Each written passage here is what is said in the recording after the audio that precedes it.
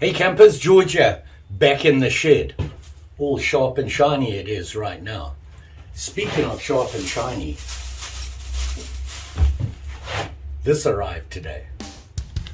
Let's make a knife. Like I said, this arrived in the mail today. And this is the Russell Green River Drop Point Belt Knife Blade. Say that 50 times. I was, I'm on a run with looking at different fixed blade knives, outdoor knives. I'm not a kitchen guy or anything like that. I just like, sharp and shiny things, but mainly outdoor stuff. And here you can see it here. And you can see it says Russell Green River Knife Works. Made in the USA. Yep, got me a USA made blade. Finally found one I could afford. The real reason I got it is, one, Green River Knife Works, whatever you want to call them, have quite a history. For an American knife maker, they've been around a long, long time.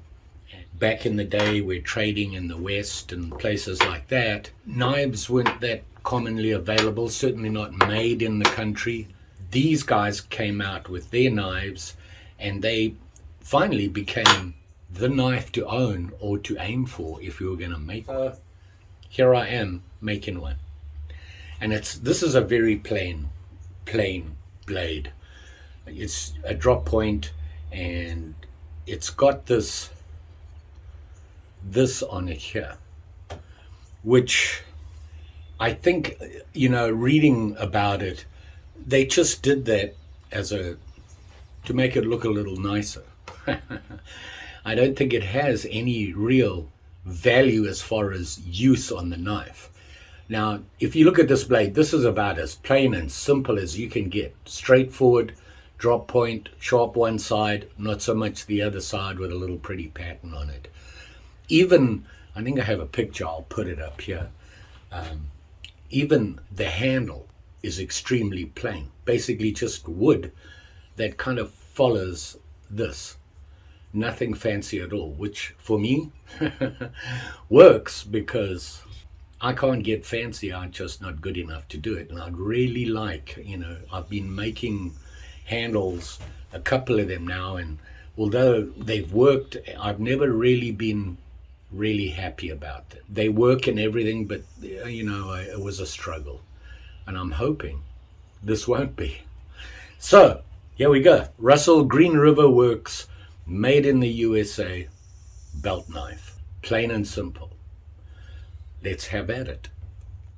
As you can see, I've been playing in the shed, trying to organize myself a bit more. I got really frustrated. I had a bad week and needed to do something that would make me feel better, and I can't work in a cluttered area, so I needed to clear out my workbench here, and it made me feel a little better, kind of. So back to the knife. Like I said, very plain handle. Now it's just normally just a wood handle, a roundish one, but it's more flatter. This blade is not very thick. I'll give you all the info on it here about the blade. Now, the odd thing is the description says, at one point in the description, it says stainless steel, in another one it says carbon. But I suspect it's carbon, just looking here where the handle goes. But don't hold me to that until I can confirm it. So, I need wood for the handle. Now, I have a bunch of walnut here, and I really like that walnut. 2 reasons: it's 2 different colors. It just makes it that much nicer when you put the handle on and it's not just a plain color. It looks pretty cool. Got my same piece of wood here, and he has the 2 different colors I'm talking about. It is walnut. And this time, instead of having one side white, the other side dark, I think I'm going to split both and put this right down the side so that you have dark and light on both sides. So what I'm going to do is I'm going to cut a piece off here the right length, trim it up, get it reasonably square, or at least oblong, with the split color in it, and go from there. Let me get this wood together, cut up and everything, so we have a piece of wood we can use. So as usual, try to be as safe as possible. Sometimes I forget, but I do try. Always, when you're doing this stuff and you're playing with sharp and shiny things, be aware of it. So, gloves it is. Now I need a saw. Look, right there, easy access.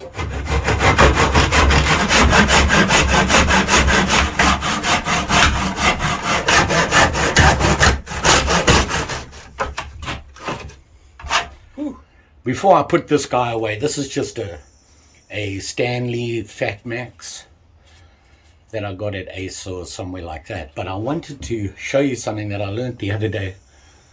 I'm not a TikTok person. I think it was on Instagram maybe. And a guy showed something about the saw handle and this shape. This is 45. That's 90. You can use it to mark things quickly without having to use your speed square or something like that. Hey, even us old guys learn something every day.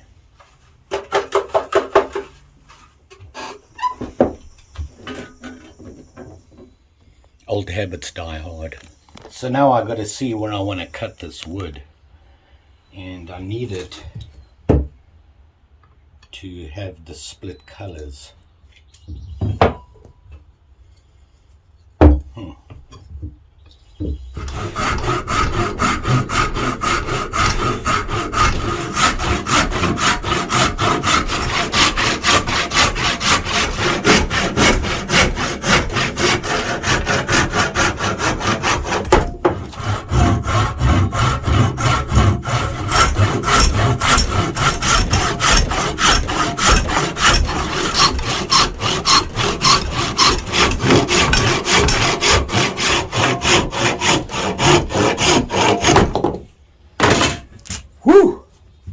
If you wonder why I'm sweating, it's overcast, it's like 90 degrees, and it's humid. And my fantastic workshop doesn't have air conditioning, a fan, doesn't even have power. The sacrifices I make. So I have the basic piece of wood, but it's not square or anything like that. Now I need to square it up.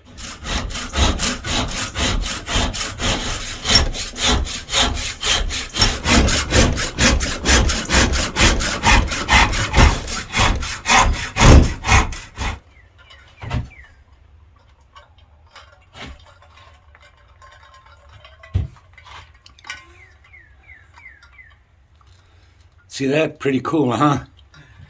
Shameless plug. If you want one, they're made to order. Let me know in the comments below and I'll get back to you. Pretty inexpensive and they really are nice.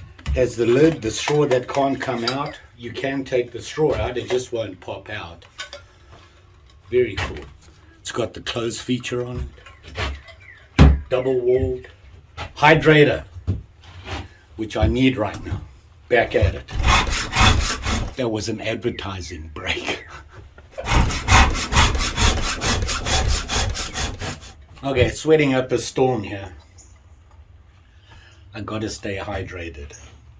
I've been caught too many times for not doing that. Anywho, here we have the piece of wood. Okay, just squared up. Now, if you look here, because I have it square like this, well, kinda, I have two options. I can mount it this way, which would give me one dark, one light, or I can mount it, see that? How nice that wood looks there? That way. So I think that's the way I'm going to go. So what I now need to do is trace out the handle, start shaping it.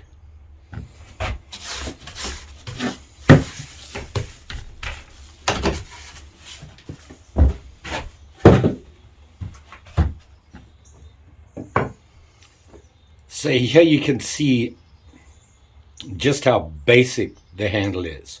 Now it's going to be rounded here as well, kind of the same shape as that, right at the, just in front of the Recursor there. You've got the Recursor, so it'll come out like that.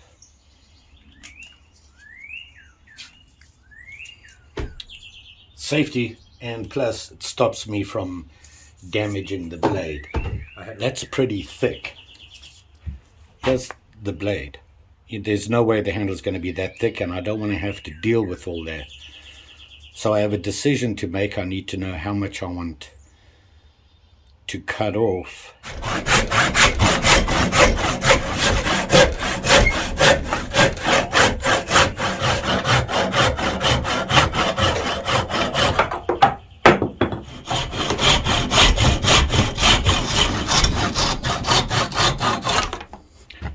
See how easy that cut?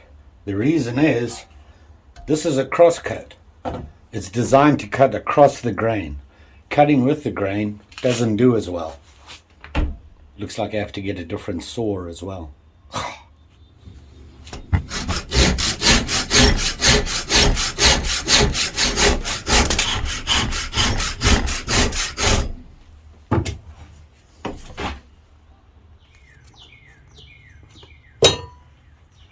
So now I have my block marked out the way I want it. The reason I put the arrow there is that this edge here is shorter to that pin than that edge, and this is the back. So now what I'm going to do is start to get rid of these edges. Once I have that all rounded up in the way I want it, and as close as I can get, I'm going to cut it down the middle here, put the blade in, drill the holes, line it up, and make sure that it's going to fit. Once I know that, I can take the blade back out. One thing I forgot to mention is that I need to look at what pins I'm going to put in there and make sure I have the right length of pins, because then I'll be in trouble if they're too long or too short. See what I have, so you can see them here. The one gets punched into the other and widens it up. As it pushes in, it makes this one bigger, which locks in. Well, we know we have pins, and we can get around the problem of being too long, because I can trim those down and round them off and get them to work.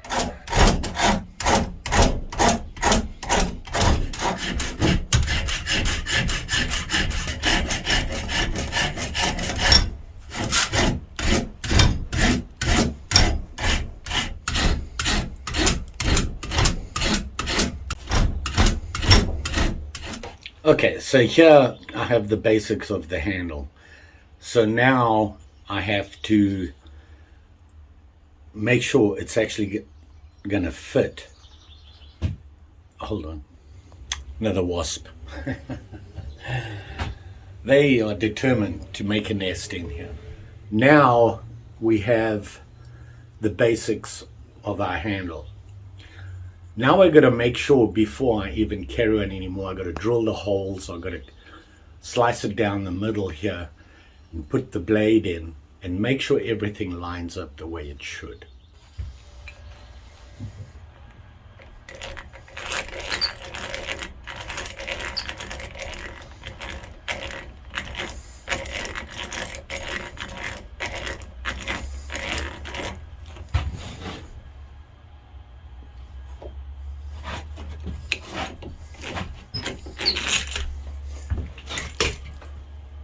Wow, I actually got it spot on. Ha! Never done that before. I marked it on this side and marked it on that side and drilled through right in there. That's never going to happen again. Take it when you can get it, right?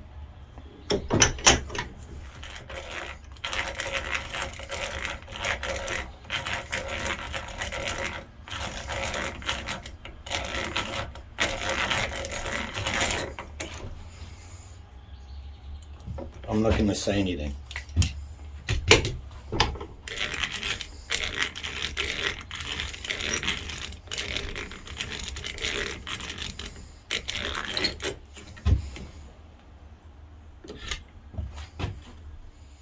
I am awesome. I hit all 3 holes. Never happened before. I think I'm going to go and get drunk. Or get a lottery ticket.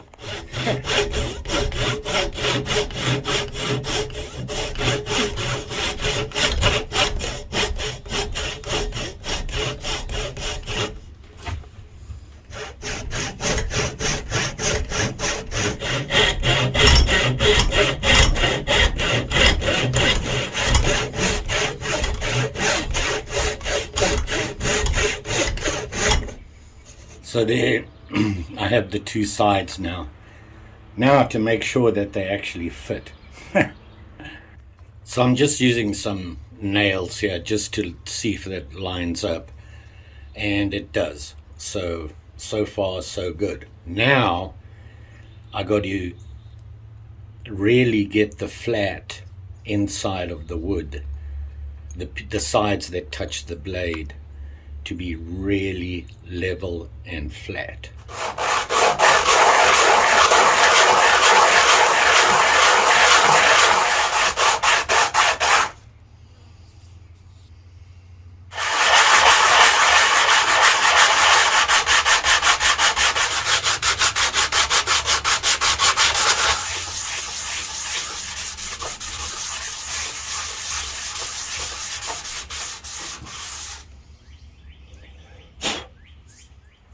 So the issue I have now is, if you look at the knife, it's kind of hard to see, but that's the top of the blade. If you look at it there, it goes up. It's the blade is slanting up slightly, and I thought I'd messed up. But when you look in the wood, the gaps, the enough that I left, I just need to line these up with the blade, and it'll straighten out according to the blade. So got lucky there.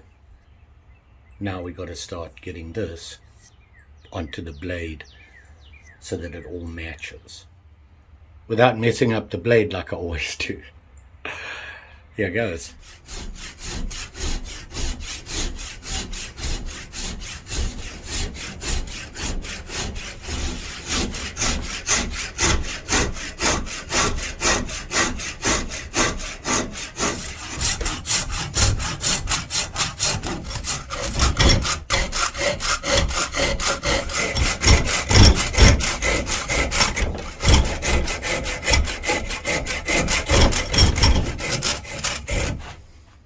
So now you can see the blade is sitting, the handle and the blade is now straight. I still need to clean up and get it really close and start to shape the edges, and then we'll get a feel of how thick the scales are. We may have to, trim them down a bit. So far so good. I'm running out of light. Work a little bit more and then we'll be back. We're back. Slept on this last night. I was just touching it up before I closed up and tied it up. Yeah, that's what I do. Kind of tidied it up. It's still squared up. I need to round this off and everything like that. But the problem I saw and thought about it this morning, something was bothering me. It's this here. On the blade you have the Recursor right here. Well, I made the handle just a touch too long. It needs to be back from the Recursor. The reason for the Recursor, or that little nick, is so that you know where to stop when you sharpen the blade. So putting these back together again and starting to shape them again, and I'll just reduce this just a touch so that you can actually see the Recursor on the blade. Then we'll clean it all up, and then maybe we can put it together and see how it turns out. I keep telling myself I have to do is, on my vise I have steel jaws, and I work a lot with wood. The steel jaws have checkered indents on them, so when you tighten it up and you do your work, it leaves a mark on the wood. I think what I need to do is make up some wood slats to go in the vise, so I don't have to do this because it tends to get in the way. Anywho, let's go.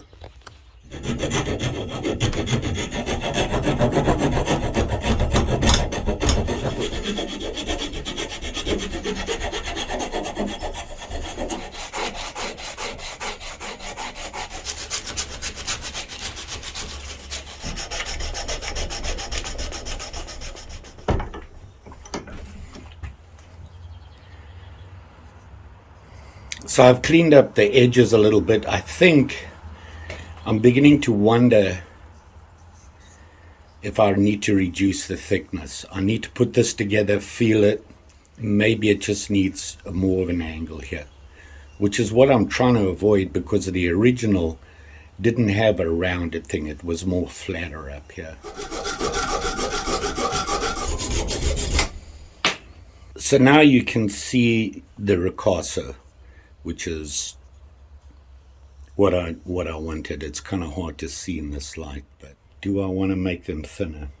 And I don't think I want to. I think I'm going to leave them where they are and just round this off a little bit more, and then I have to clean it up. And then we'll see where we are.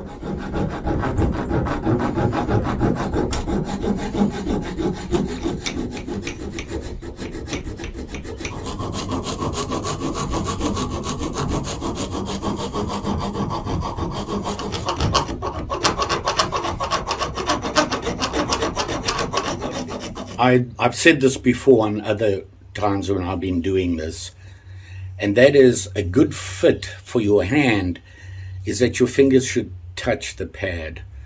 And there I had to mark the top because I can't tell.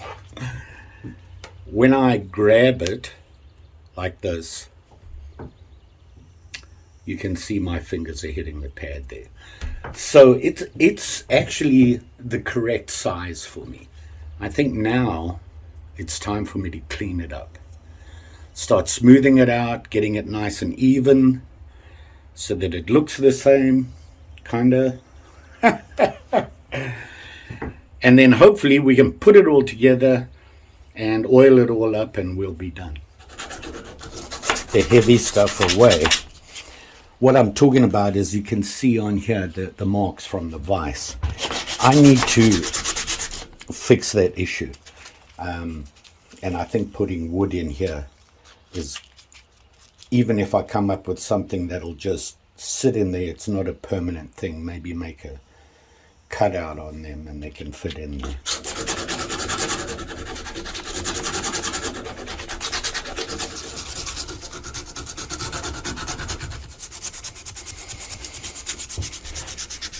Okay, got the rough sandpapering done. Kind of like the way it's coming out. Right now I'm pretty happy with the way it feels. It's pretty clean, nice, straightforward handle, and I think I like it. Surprisingly, it feels pretty comfortable. I mean, these are poking in me, but they'll be going. So now, that was with 80 grain sandpaper, which just helped me get rid of a lot of the marks and things. One thing I did learn: don't use permanent marker in making lines. Use a pencil, George. It sucks into the wood, so you have a little bit more to do. So now I just need to sit down, relax. It's gonna rain. The shock and horror. But it's cooled down. I'm gonna sit outside in my chair and just get some really fine sandpaper and just go over the whole thing just to smooth it off by hand. No block or anything on it, just using my fingers and whatever, and going through it and getting it nice and smooth, and then we'll put the oil on. Nice and cool. That'll change after the rain when the sun comes out.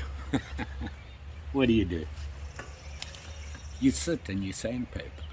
It's like whittling, except you don't have a knife.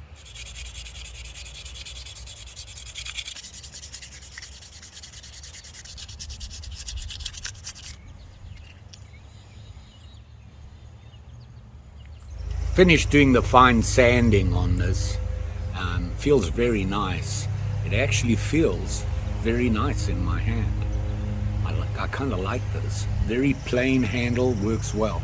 When you use fine sandpaper, you get a lot of dust, wood dust in the wood. Don't do what I've done before, and that is get a clean cloth that I dampened and wiped it off. The problem is when you do that, the water in the cloth goes into the handle and causes all the wood to expand, and it feels rough again. So just use a clean cloth when I'm going to be just putting linseed oil on here. When you put that on, it doesn't cause a problem. The linseed oil will sink right in. It'll pull the other dust in, but it'll come off eventually. You won't even notice it. It's a good tip. Don't dampen your cloth when you're cleaning your handle. So I guess now it's time to see if it all goes together. Put it together and see how well it fits.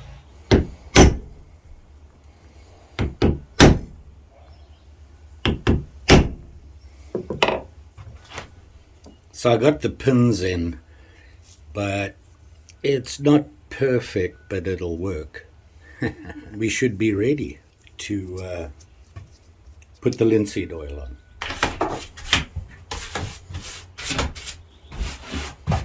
I got the boiled linseed oil. I'm hoping this is really going to bring out the wood.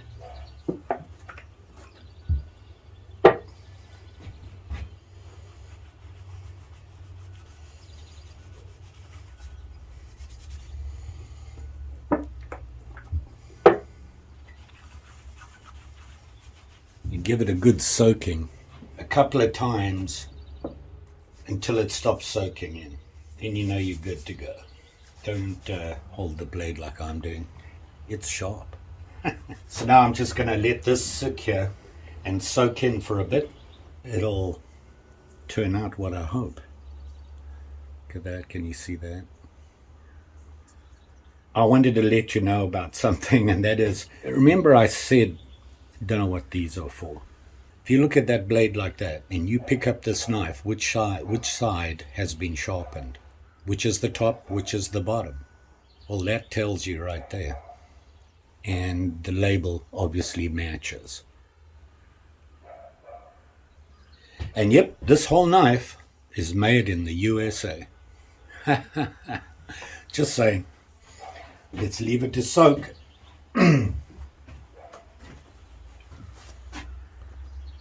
Okay, it's been sitting for a while. It had 3 coats on it. Let me see if I can get some good light on it here. Here you can see the coats on there. I really like the way the wood came out here. It really came out really nice. You can see it there. And the other side doesn't have that distinct marking on it, but it is the same piece of wood. You saw that. So for once I actually made a knife. Almost kill myself trying to figure it out. Very simple, very useful. I kind of like this. And this blade, it's so long. I never realized just how long they are. Look at that. Green River Works, made in the USA. Very cool. So there you have it. Got to go try it now. Let's go test it.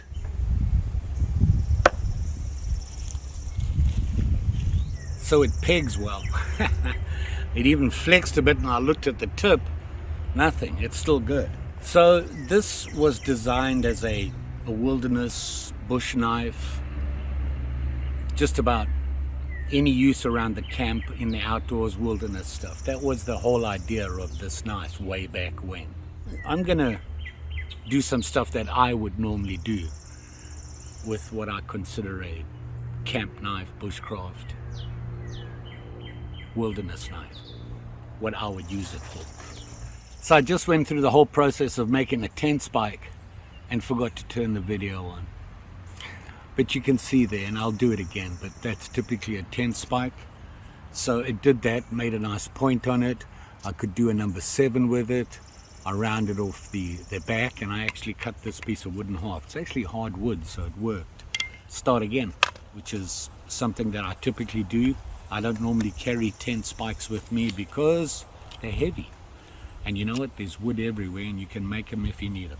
Have me my handy dandy woodcraft hammer. The blade on this is not very thick, so I'd be a little bit concerned about giving it a good hard swat. But we'll do what we can. First thing I want to do is cut this down. Normally I would just whack it with a hatchet or cut it with a saw, but we're going to use this. No problem. Right through into the wood. Now we need to make a point on it, and oh, this wood's softer than before. That other piece was way harder. Huh. You can see it's slicing through, no problem. So you'd put a point on it, just like that. You know how to do this. You've seen me do it before. And on the back, you want to clean off the back here. Nice and easy.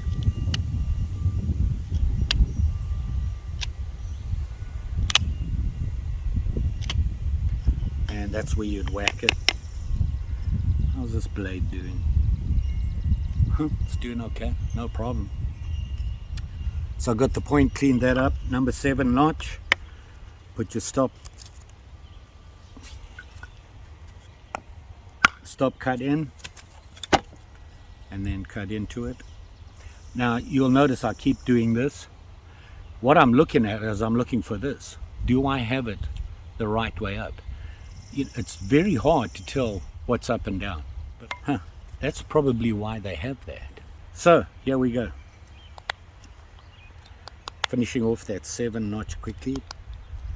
No problem. It's cutting into this wood, no problem. Got to make it look reasonably nice, I suppose. Clean.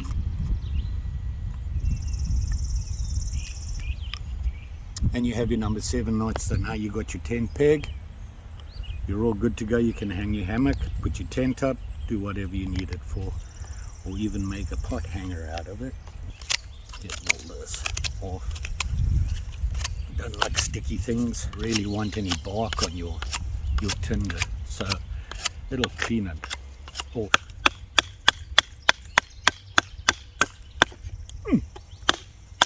Right, through the notch. It is a thinner blade, so I would have been surprised if we couldn't get through there. And it is a long blade, like I said, so you've got a lot of room here.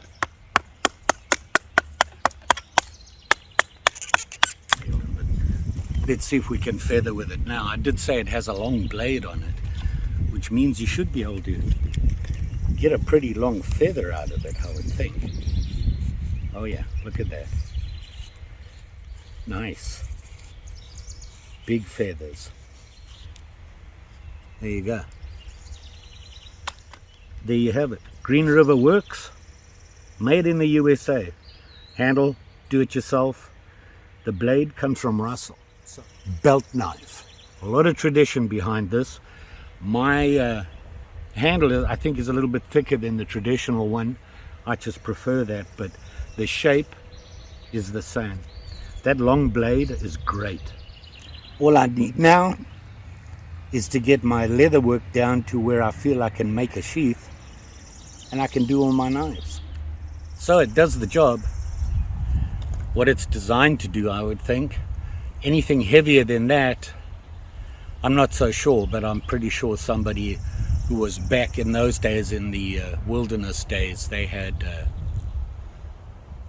hatchet, something like that with them. So very nice. I like doing this project. It worked for me, that's for sure.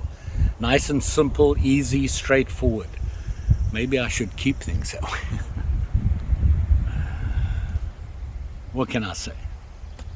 Don't forget, like, share, subscribe. You know the story. Pretty sure I'll be back. I just got a package in the mail from a subscriber. Yeah, you probably saw that video. I was so excited. All them knives, very cool ones. You got to check it out. I'll put a link in the description. Green River, sharp and shiny. You be safe with them things. Just saying. Thanks for watching. See you again soon. Bye.